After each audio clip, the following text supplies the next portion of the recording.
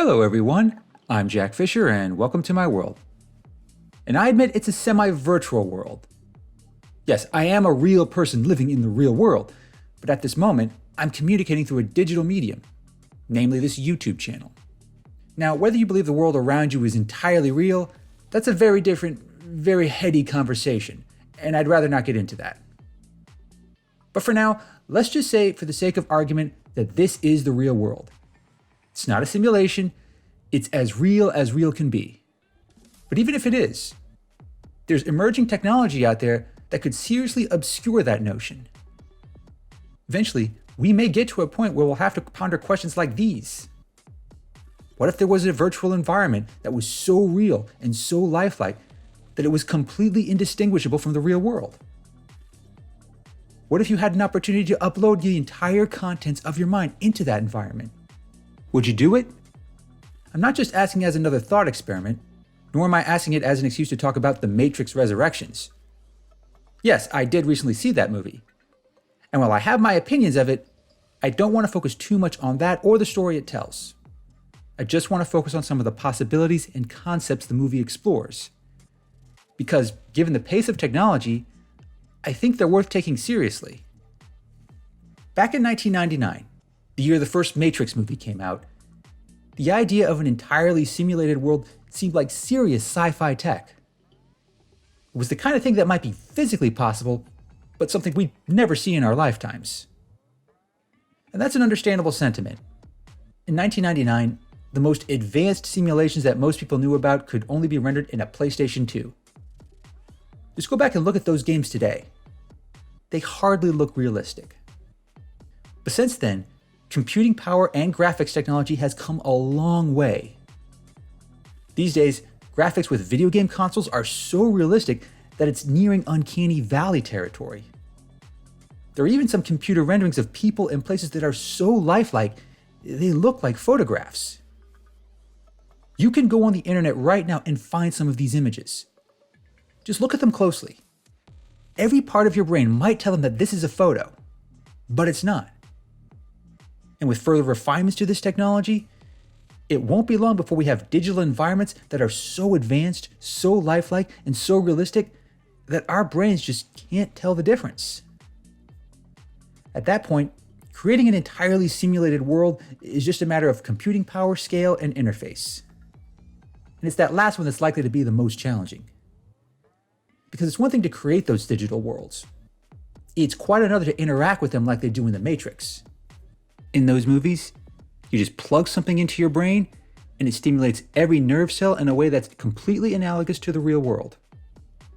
Now, as advanced as that technology seems, it's also not that far off, especially when compared to other sci-fi tech like faster-than-light travel, starships, or jetpacks. At the moment, brain-computer interfaces are being developed. The most advanced implants today allow people to control a cursor on a computer screen or a robot limb. For now, they're fairly limited. But that's how every technology starts. Just look at old cell phones.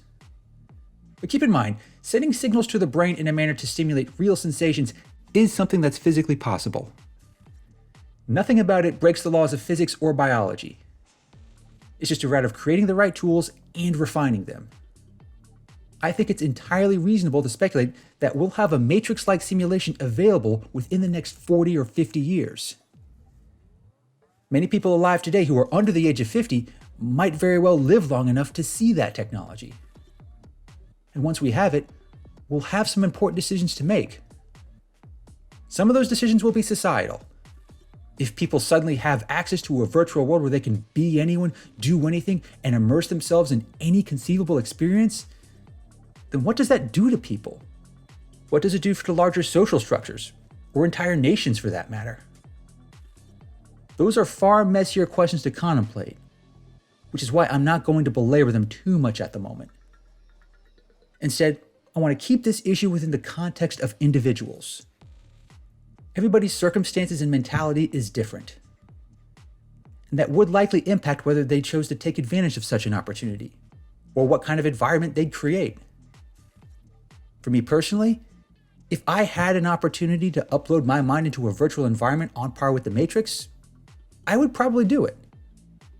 But that would depend on the circumstances. And I suspect others may feel the same. If I could create my own personal virtual environment before I uploaded my mind into it, then I would probably be a lot more willing. I think that's an important factor to consider.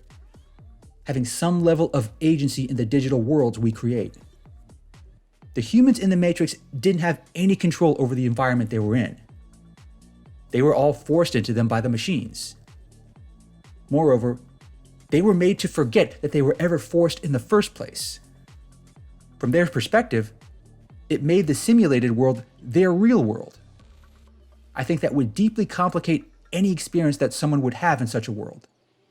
Because if that's the only world they know, if that's their concept of real, then the act of disconnecting from it could do real serious damage. Also, choosing to venture into a simulated world could also depend on someone's physical state. For my own personal preference, if I happen to be old, weak, and in poor health, then I might be more inclined to plug myself into any matrix that's an upgrade over my current condition. I think that's something everyone would have to take into account. Because, like it or not, our bodies will break down.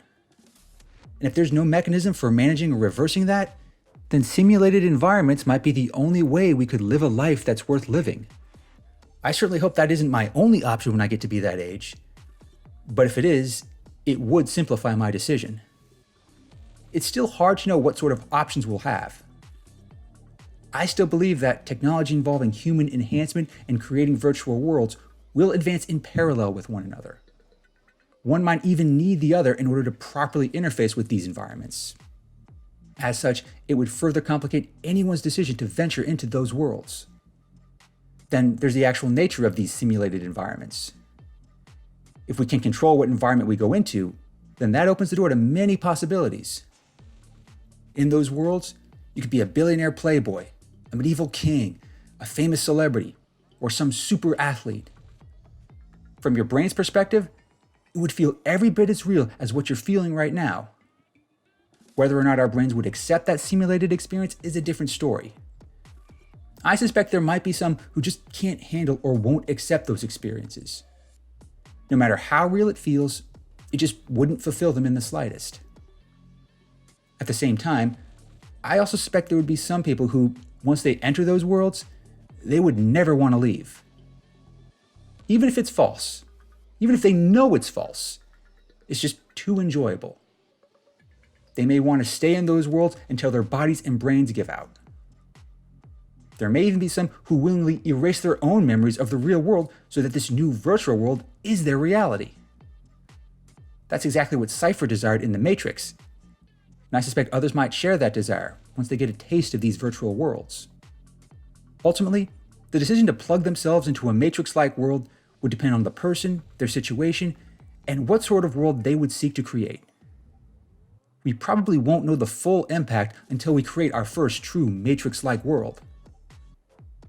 I sincerely hope I live long enough to see that. If you're watching this, I hope you get to see it as well. In the meantime, we still have plenty of time to contemplate these questions and imagine what kind of worlds we'll create. Thanks for watching, everyone, and thanks for joining me in my world, even if it is virtual. Please remember to like, comment, and subscribe. And until next time, take care and stay safe.